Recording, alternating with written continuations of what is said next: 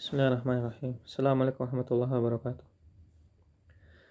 Innal hamdalillah nahmaduhu wa nasta'inuhu wa nastaghfiruhu wa na'udzu billahi min shururi anfusina wa min sayyiati a'malina. Man yahdihillahu fala mudilla lahu wa man yudlil fala hadiyalah.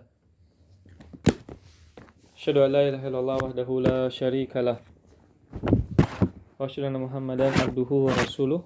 Amma ba'du. Ikhwati fid din, saudara-saudari, hafizakumullah wa barakallahu fikum. Alhamdulillah, segala puji bagi Allah yang atas berkat rahmat, inayah dan taufiknya Allah bermudah kita bersama-sama untuk melanjutkan pembahasan kitab Safinatun Najah milik Syekh Al-Fadhil Salim Sumer Al-Hadrami Hafidhah rahimahullah, yang mana insyaallah pada pertemuan kali ini kita akan melanjutkan pembahasan kitab Safinatun Najah yang berhubungan dengan hal-hal yang diharamkan bagi orang yang berhadas, entah itu hadas kecil, sedang atau hadas besar. Kita bacakan ucapan beliau rahimahullah.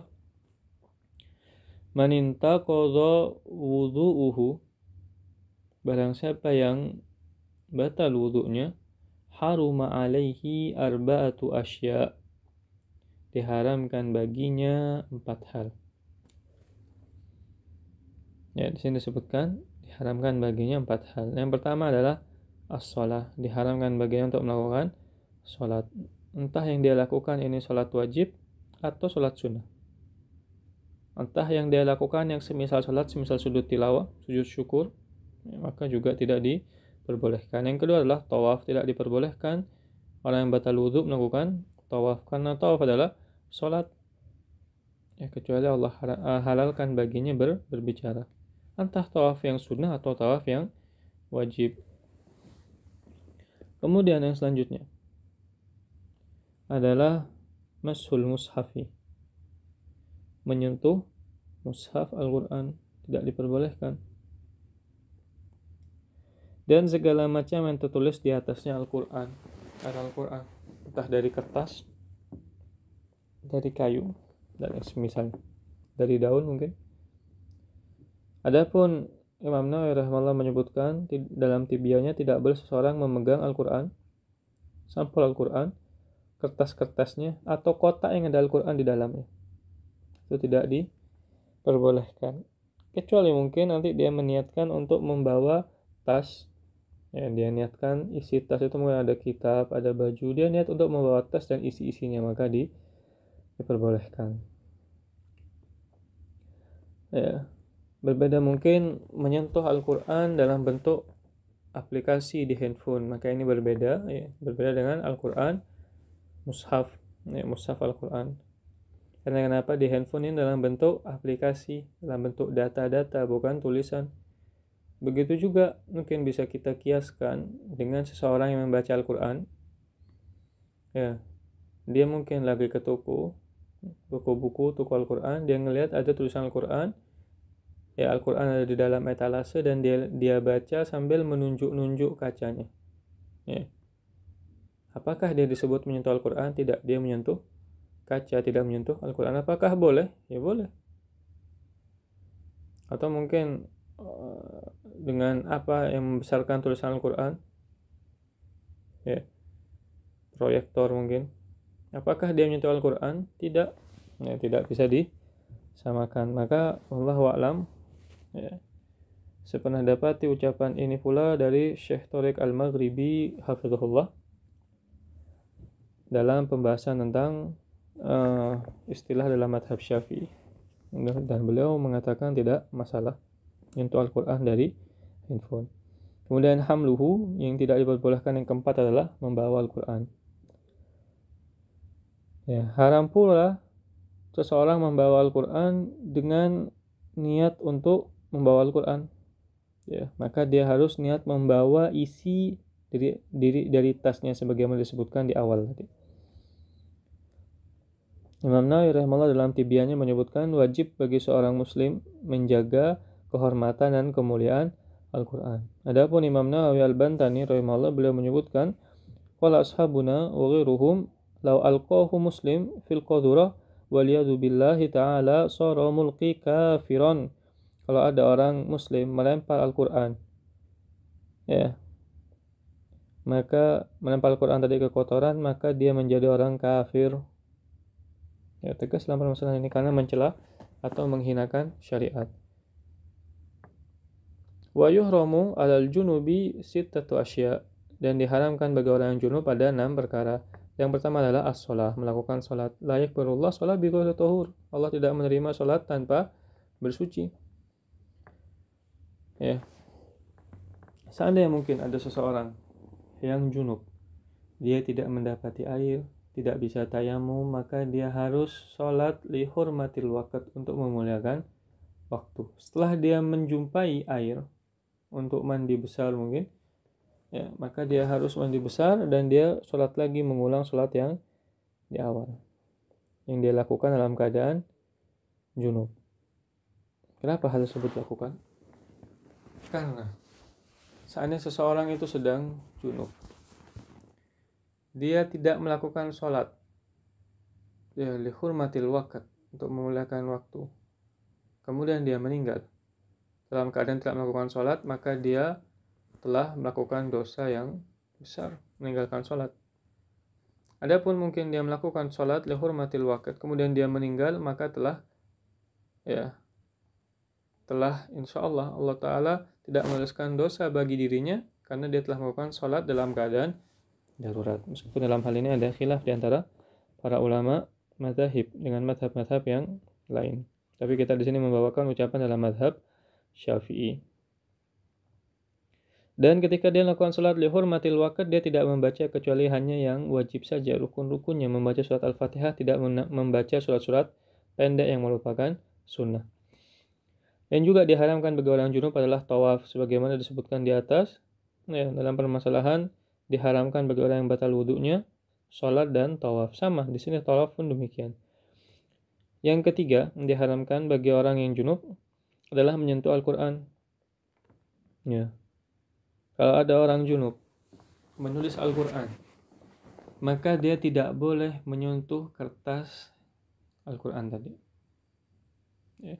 Atau mungkin dia menuliskan, sedang diperintahkan untuk menulis Al-Quran dengan tulisannya, maka dia tidak boleh menyentuh kertas yang dipakai buat menulis.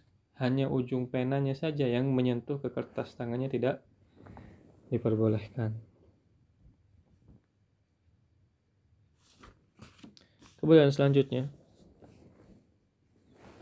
wa hamluhu, dan membawa Al-Quran juga tidak diperbolehkan. Karena kenapa? Ketika menyentuh saja tidak boleh, maka membawa aula, dengan kias aula tentunya.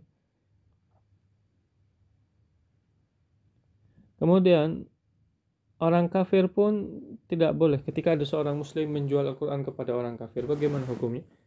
Tidak boleh. Ada orang kafir mau mendengarkan Al-Quran, apakah boleh? Boleh. Ada orang kafir minta dibacakan Al-Quran untuk mempelajari Al-Quran, dilihat. Ketika dia, orang kafirnya, diharapkan keislamannya, maka tidak masalah. Kalau tidak, maka tidak diperbolehkan. Yang selanjutnya, yang tidak diperbolehkan bagi orang yang junub adalah al-lubthu fil masjid. Ya, dia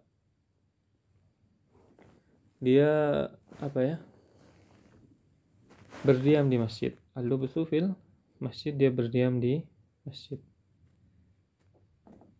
Kemudian selanjutnya yang tidak diperbolehkan adalah qiraatul Quran, membaca Al-Quran. Dalam keadaan junub tidak diperbolehkan kecuali dengan hafalannya.